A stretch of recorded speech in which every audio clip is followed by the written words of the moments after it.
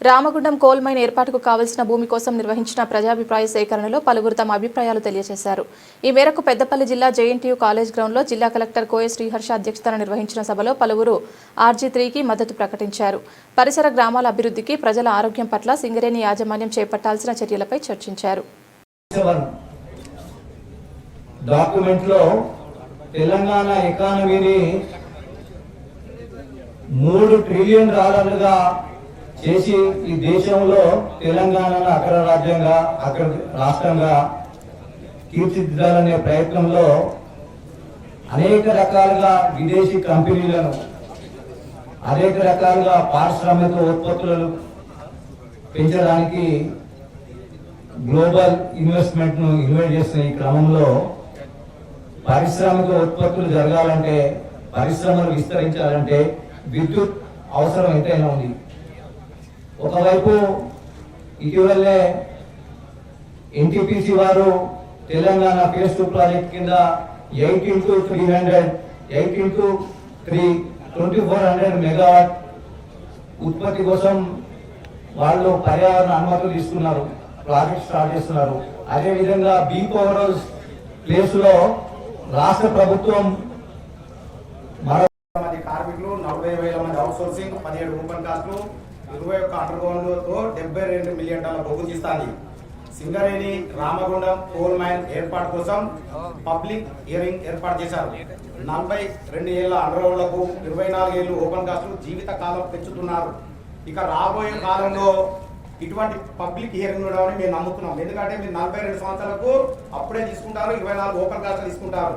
So ఇక్కడ ఉన్న ప్రజాప్రతినిధులను మీరు ఎప్పుడు కూడా నెక్స్ట్ కేర్ చేయరు. కాబట్టి ఇప్పుడు కలెక్టర్ గారు ప్రత్యేక దృష్టి సారించి సింగరేణి మీద ఒత్తిడి తీసుకొచ్చి భారీగా ప్రభావిత గ్రామాలకు నిధులు కేటాయించాలని మా డిమాండ్.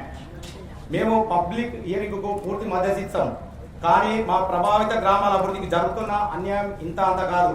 మాకు నిధులు ఇవ్వాలి, అభివృద్ధి చేయాలి అనే నినాదంపై మేము పబ్లిక్ హియరింగ్ కు పూర్తి స్థాయిలో మద్దతు ఇస్తాం.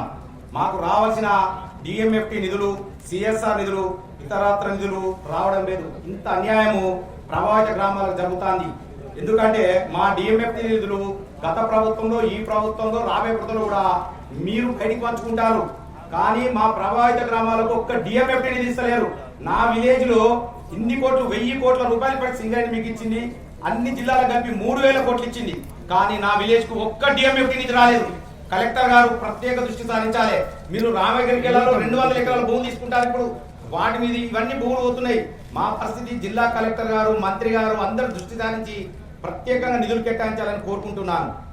అలాగే మీరు సక్రమంగా స్పందించకపోతే మేము ఇప్పుడు వినతి పత్రం ఇస్తాము. తర్వాత అందరం భూ నిర్వాసితులను సర్పంచ్ వచ్చి హైకోర్టు కూడా పోతాం DMFT నిధుల విషయంలో.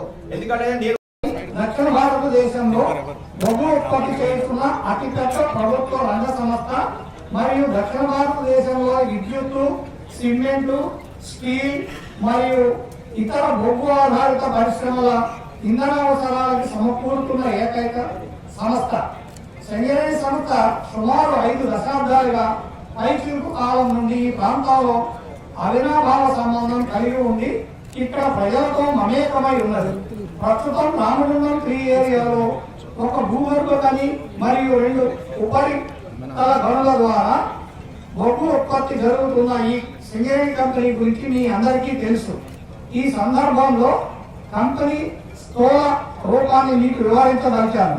ప్రస్తుతం సింగరేణి సంస్థ 121 భూగర్భ గనులు మరియు 17 ఉపరితల బొగ్గు గనుల బొగ్గు ఉత్పత్తి జరుగుతూ సుమారు 40,000 మందికి ప్రత్యక్షంగాను, దాదాపు 5 లక్షల మందికి పరోక్షంగాను ఉద్యోగ ఉపాధి అవకాశాలను కల్పిస్తుంది.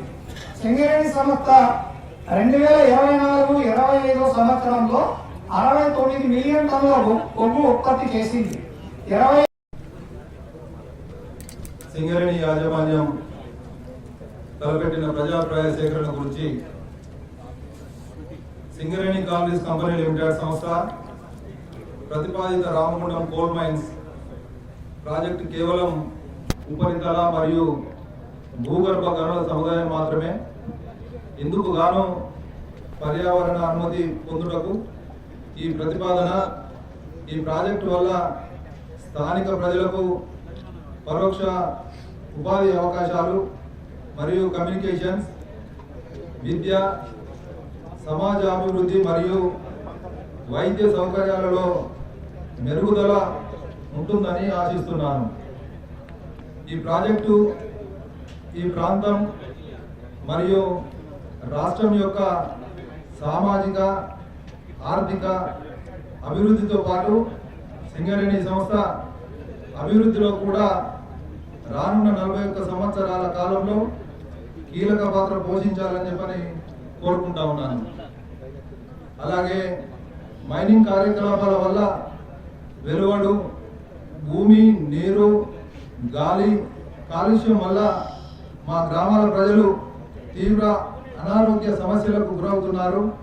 సింగరేణి సంస్థ మైనింగ్ వల్ల వెలువడు దుమ్ము మరియు విషవాయువుల వల్ల సమీప గ్రామాల ప్రజలు వివిధ ఆరోగ్య సమస్యలు, ముఖ్యంగా ఊపిరితిత్తుల సమస్యలతో బాధపడుతున్నారు. బ్లాస్టింగ్ చేసే విధానం